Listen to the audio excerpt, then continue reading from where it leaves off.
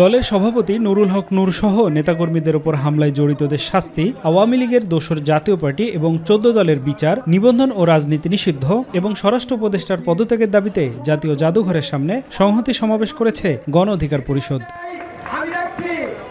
এতে বিএনপি, জামায়াতে ইসলামী, এনসিপি সহ এক মঞ্চে হাজির হন 30টির বেশি রাজনৈতিক দলের প্রতিনিধিরা। মিছিল নিয়ে যোগ দেন জামাতের সহকারী সেক্রেটারি জেনারেল অ্যাডভোকেট এহসান মাহবুব জোবাইর। কোনো একটি দলের উপর হামলা ছিল না, শুধু এটি।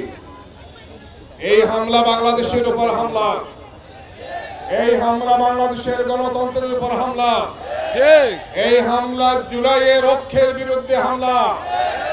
এই হামলা ছিল বাংলাদেশ থেকে যে ফেসিবাদকে আমরা 5 আগস্ট বিদায় করেছিলাম, সেই ফেসিবাদ আর তার দোসরদের ফিরে আসার আরেকটি অপচেষ্টার নাম।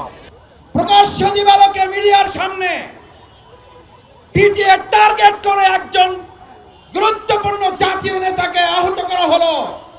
তার জন্য আপনারা যে কমিটি করেন আমার আপত্তি নাই, কিন্তু এতদিনে সেই মিডিয়ার সামনে চিহ্নিত লোকগুলো গ্রেপ্তার না হওয়া শুধু অশনি সংকেত নয়, এই জুলাই যোদ্ধাদেরকে রীতিমতো অপমান এবং লাঞ্ছিত করার সামিল।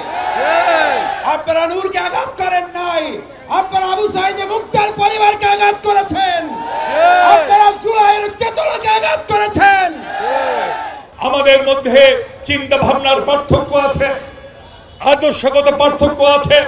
আমরা পরস্পরের বিরুদ্ধে কথা বলি, এটি সত্য, এটাই তো গণতন্ত্রের সৌন্দর্য। কিন্তু একটি জায়গায় আমরা কিন্তু সব একমত। একজন জনপ্রিয় জাতীয় নেতা, জুলাই গণঅভ্যুত্থানের অন্যতম সাহসী নেতা, তার উপর যে হামলা হয়েছে, এই হামলার দায় নিয়ে এই নির্লজ্জ বেয়া ছোট লোক, এই অথর্ব স্বরাষ্ট্র উপদেষ্টাকে পদত্যাগ করতে হবে।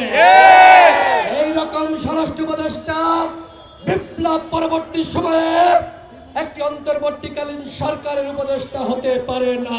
এছাড়া সমাবেশ থেকে হাসপাতালে চিকিৎসাধীন গণ অধিকার পরিষদের সভাপতি নুরুল হক নূরের সুস্থতার জন্য দোয়া করা হয়। আফজাল হোসেন, মাই টিভি, ঢাকা।